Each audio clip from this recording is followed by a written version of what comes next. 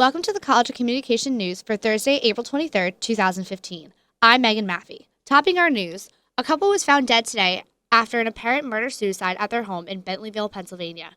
A caregiver found them at their home, both with gunshot wounds to the head. It had been noted that both members of the home hadn't been heard from since Saturday. Pennsylvania Department of Transportation changes their turnpike speed limit today to 45 miles per hour due to the snowstorms that have been rolling through the state. Marla Fannin, the Public Information Officer for PennDOT 2, states that this change is something that the state does on occasion, depending on the weather and of the severity. Well, it's something that we do on occasion, depending on the weather event and the severity of the weather. So it's something that's done periodically, again, depending on the weather conditions, and it's done in regard to safety for motorists. This is common in the area, and Fannin also shares that this change will be implemented on different interstates in Pennsylvania.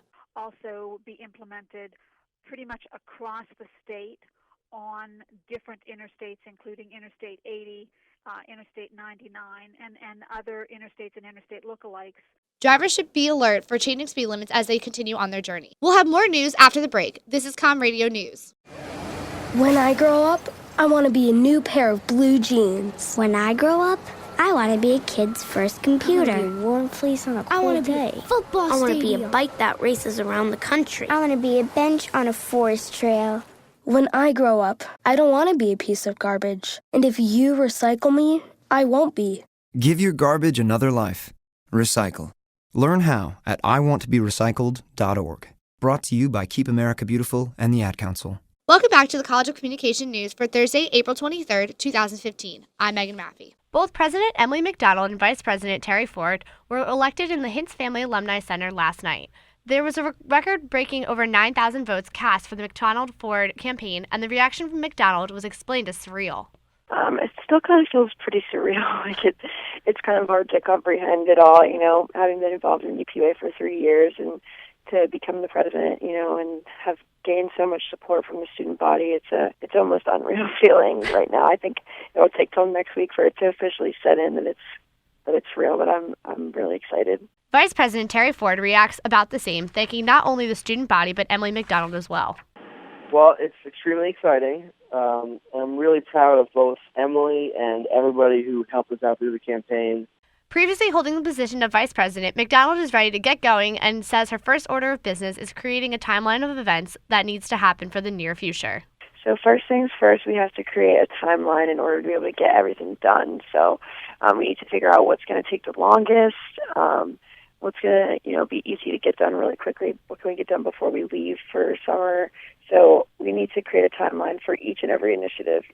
McDonald and Ford, along with their representative board, get ready to take on the semesters to come. Today, Penn State Club Gymnastics team announces that they are hosting a drive next week in the Hub for bone marrow matches. Their thon child, Amelia Dameshek, was diagnosed with TMDS, a rare type of bone cancer. The team is hoping to find a match while they wait for one from the bank. Thon dancer Kristen McKinley explains that while they were on their tour of the Hershey Medical Center 2 weeks before Thon is when they got their idea for the drive.